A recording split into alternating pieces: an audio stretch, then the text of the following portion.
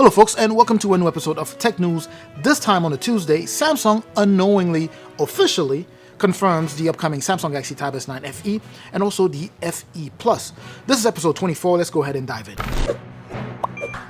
First things first, it seems like this channel is turning into a tech news only channel, but we will go back to regular programs sooner than you think. All right, so let's go ahead and start off with some major breaking news here. The all new upcoming Samsung Galaxy Tab S9 FE series is around the corner, finally. And in this episode, we're going to be talking pricing also. But anyway, so the Galaxy Tab S9 FE series has been spotted, listed on an actual official Samsung website, specifically Samsung Friends. Mais écoutez les gars, chapeau, hein, là je vous tire du chapeau. Quand il s'agit de fuite d'informations, vous êtes numéro un. In case you didn't catch my drift there, French is one of the 5 languages that I speak. But anyway, so this information was spotted there the same way we saw the initial images of the Samsung Galaxy Tab S9 series pop on the French Samsung website again. So it doesn't seem like this is new to them. But anyway, so for a while we've been dealing with, unofficial leaks about this upcoming series with nothing confirmed by Samsung. In fact, up until this weekend when this leaked, we didn't even know what, this next iteration was going to be called. We didn't know whether it was going to be called the Tab S8 FE as a proper, numerical follow-up to the current Tab S7 FE, but as you can see here, Samsung itself officially dropped the official name, which is what I've been going by, the Tab S9 FE, to just kind of have everything line up and be a bit more uniform with the current Galaxy Tab S9 series. But anyway, here's a quick highlight of the specs that we should be expecting to see on these here, starting off with the Galaxy or the regular Tab S9 FE. It's going to be pushing a 10.9 inches display, while the larger one, the Tab S9 FE Plus, will be pushing a larger display at 12.4 inches. Now, if you've been following the channel for a while, then you probably already know that the 12.4 inches is the same size as the Samsung Galaxy Tab S9 Plus, the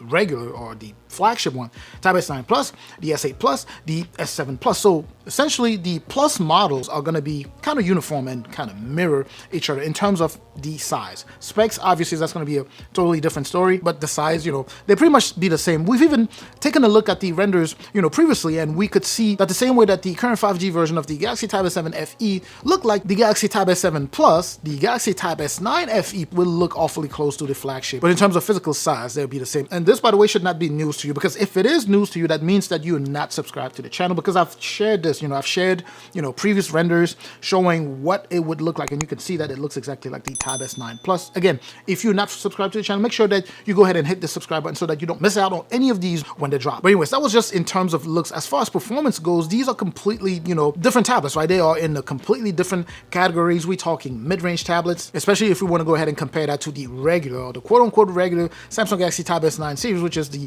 flagship series. And by taking a look at something as basic as just the platform, you can see that it's drastically, different. So what you're going to find in the Galaxy Tab S9 FE in terms of, platform or chipset, it's nowhere near as powerful as what you have with the Snapdragon 8 Gen 2 for Galaxy that is found on the regular Tab S9 series. In fact, if you were hoping for a much powerful chipset, on the upcoming Tab S9 FE series compared to the current Samsung Galaxy Tab S, today I'm using my Tab S7 FE here. If you were hoping for something a lot more powerful than what you have here, you might be a bit disappointed. What I have here now is the Wi-Fi version. I started off initially with the 5G version, and I bring this up just to highlight the fact that the Wi-Fi version here actually is boasting a chipset that is a bit more powerful than the 5G version of this. So the upcoming FE, according to the specs or to the details that we have here on the drop, the upcoming FE is going to be boasting an Exynos 1380, and I just gave you context in terms of the 5G and the Wi-Fi, and that Exynos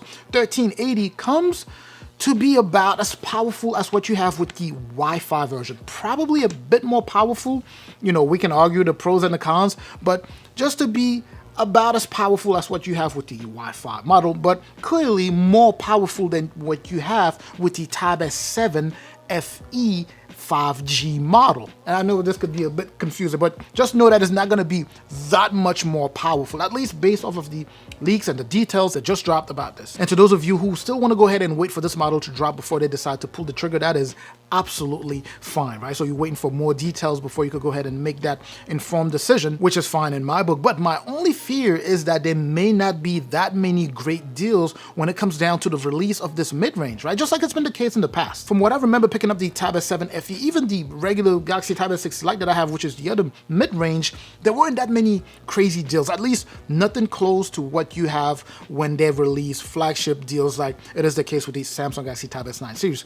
Those deals are still running, which by the way reminds me, there's only 2 days left, right? So if you need to go ahead and make a decision, if you're still kind of on the fence, just know that after these 2 days, no matter what type of deals they run after that, it won't come close to what is currently running. So if you need to purchase one right now, go ahead and do so. I have the link in the description. Make sure to click that link anytime you want to go ahead and purchase. Just click the link if you want to go ahead and see what deals are currently running, even if you don't buy, right? You click the link, at least you go there, you get an idea of what is currently available. Then when the Tab S9 FE drops, you could go ahead and make a decision. Now, another piece of news that I want to share here, still about the Samsung Galaxy Tab S9 FE here, is that there is going to be a price increase, right?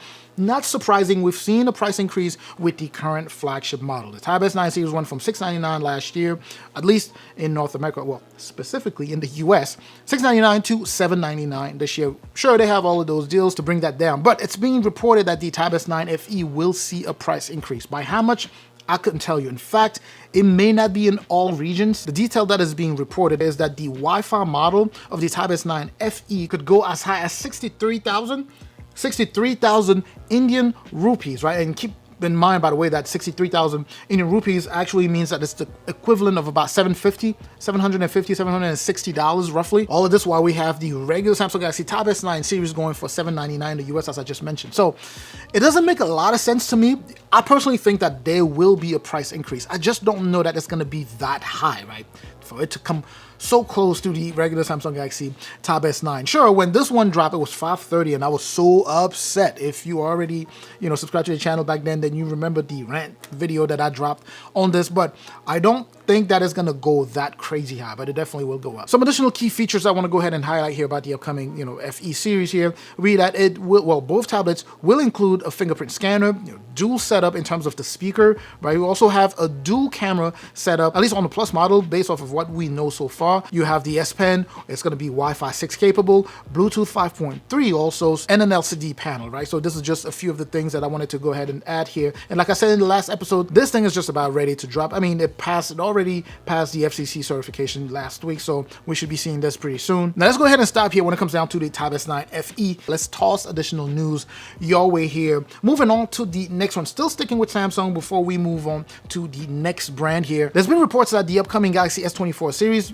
that I told you guys about during the last episode, is set to see some design changes, right? Specifically as it relates to the regular S24 and the S24 Plus, but nothing particularly heavy. We will see some thinner bezels. They will also be supporting, LTPO displays for variable refresh rates, which is just awesome. I'm looking forward to that. The Ultra, on the other hand, is going to be awfully close to the design that we have right now, that we currently have with the S23 Ultra and the S22 Ultra. So maybe a subtle physical change, but nothing really major, which is totally normal in the world of, mobile tech. But let's go ahead and move on to the next one. And I know many of you have been asking about a small form factor tablet. There's going to be the drop of the next iteration of the Apple iPad Mini, right? So the iPad Mini 7 has been in the works and should be dropping soon, potentially alongside the iPhone 15 series. Now, that said, you shouldn't expect it to be drastically different in terms of looks either, from the current one, which is, again, totally normal, but you're definitely going to see some spec upgrades. The current iPad Mini is already pretty powerful,